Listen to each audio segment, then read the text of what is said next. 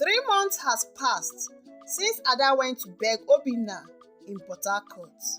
They were not fully back together, but they had started talking again. Slowly, they were rebuilding the trust that her phone had broken. Every morning, Ada would send a short written SMS, just one paragraph, telling him what she did that day without her phone. No social media, no video, just lives. Obinna didn't reply at first, but one day, he sent her a message back. I cooked ogbono soup today, and it reminded me of you. You always added too much pepper, but I never complained. Ada laughed and cried at the same time. She held the message close to her heart, but the road of healing was not easy. One evening, Ada was walking to buy some fruit when she saw a group of girls at a roadside food stand. They were giggling and shouting her name. Ah, look oh, is that not Ada the TikTok queen? One of them said. See her in real life oh, come and take selfie with us now please. Ada smiled shyly. She missed that attention. She missed the lights, the claps, and the praises. Why would you disappear from social media like that now? Another girl asked. Your content was top notch. Come back now, please. We miss you. Before she could answer, they pulled her into a video. They shouted, Hey guys, look who we have found. Ada, our social media goddess. She's back. The phone was already recording. Ada froze. Part of her wanted to pull away, but another part remembered the feeling, the rush, the joy, and the validation. Just one video, just one post. What harm could it do? She raised her hand and smiled into the camera. At night, she sat in her room, stared at the video the girls have posted. It was already going viral. Comments were pouring in. Yes, Ada is back. Please drop a new video soon. Oh. We missed you. Her phone kept buzzing throughout that night. The next morning, Obinna didn't message her. By afternoon, he still didn't reply to her daily messages. By evening, her chest was tight with fear. She finally called him. He answered with a tired voice. I saw the video, Ada. Obinna, please. It wasn't me that posted it, oh. I didn't even plan to record that video. But you smiled into the camera. You post like before. I thought you had changed, Ada. I'm changing, I swear. Please don't give up on me, Obinna. He was silent for a long time. Then he said, Ada, you are fighting two battles. The one inside you and the one on the screen.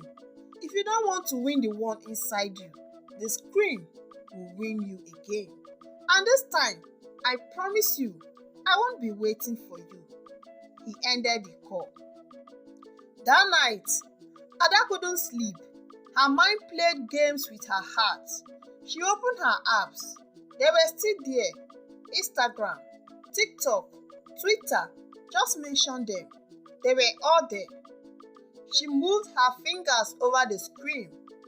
Then she stopped. She took a deep breath, stood up, and walked to the kitchen. She made herself a tea, sat down at the table, and stared at the wall. She had a choice to make. Was she going to chase the world again? Or choose peace and Obinna? Suddenly, she remembered something her mother once said. There is a place inside every person where truth and lies fight every day. Until you find that place and clean it, you will always return to what broke you. Ada stood up, took a pen, and wrote a letter. To myself, I miss the old little me, the girl who laughed with her parents, who danced without a phone, who cooked without taking pictures. I miss Obinna, not because of the love I lost, but because of the woman I became when I was with him. It made me see the world beyond the screen. But now, I must become that woman, not for him alone, but for myself. Yours, Ada. Then she took her phone and did something she never thought she could do. She deleted every social media apps on her phone, one by one. Instagram, TikTok, Twitter, Snapchat, YouTube, mention them, all gone. She cried, not because of the pain, but because of freedom. Because she has overcome the addiction of social media. The next morning, Ada walked into the nearby school and asked the headmistress if she could volunteer to teach the students digital skills. Many of them use phones like toys. They don't understand the dangers. I want to help them, please. The headmistress was surprised. You, the famous influencer, want to teach them not to follow your footsteps? Ada smiled. Exactly. Because some footsteps leads to regret, and I've walked that path, and I wouldn't want the young ones to walk the same path. The headmistress agreed. Soon, Ada began teaching teenagers how to use social media wisely, how to create, not just consume, how to think before they post, how to protect their mental health. She told them stories, not just her own, but stories of others who lost themselves online. She made the class fun but real, and slowly, word spread. Not that Ada was back online, but that she was back in life. Obina heard about it from a friend. She has changed, oh. I saw her teaching those children. She doesn't even carry phone like before again. You might want to go and see for yourself. Obina smiled quietly. Maybe, just maybe, one Friday afternoon, as Ada closed her class and packed her books, a familiar voice called from behind. So you're a teacher now. She turned. It was Obinna. He looked calm, kind, and curious. She smiled, and this time there was no camera to capture it, only real emotion. How to become someone better, at least for myself, and for whoever will still believe in me. He nodded. I never stopped believing in you. I was just waiting to see if you could stop chasing likes long enough to find love again. She lowered her eyes. I did. I found it in myself first, and I hope someday I can find it in us again.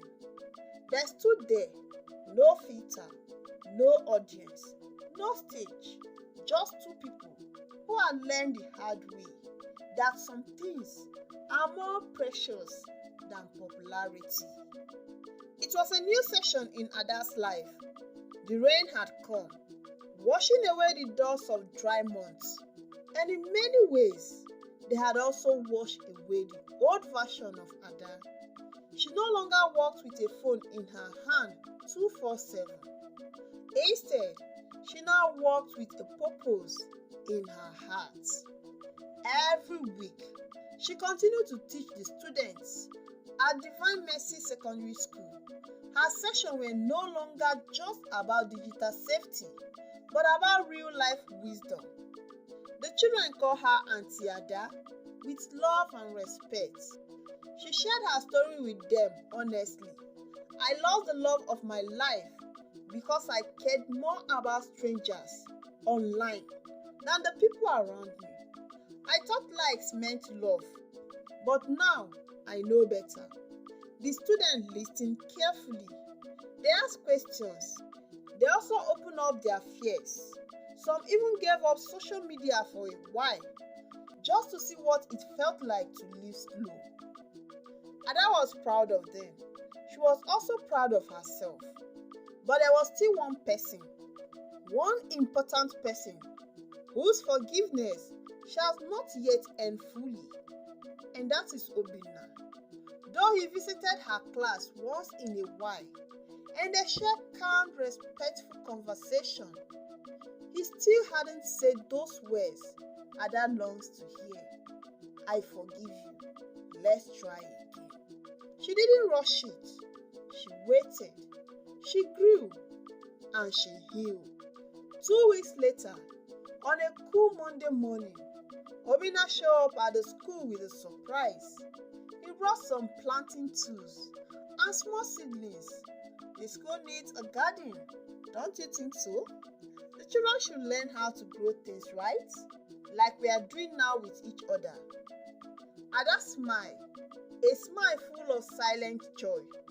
They dug together, planted together, laughed together. The children teased them. Auntie Ada and Uncle Obinna wants to grow love. Oh. She blushed. He chuckled. And that day, after they washed their hands and sat under a tree, Obinna finally spoke the words she had waited so long to hear.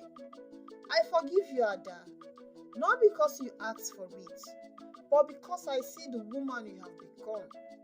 You are not just changed, you are becoming someone new, and I want to walk that journey with you. She covered her mouth.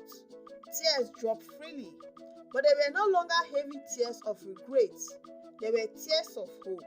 I want us to build love without an audience, not for likes, not for comments, just us. He nodded and held her hand. Years later, Ada and Obinna got married again. But this time, it was small and private. No cameras, no Instagram posts, just family, close friends, and a village full of people who had seen her story unfold.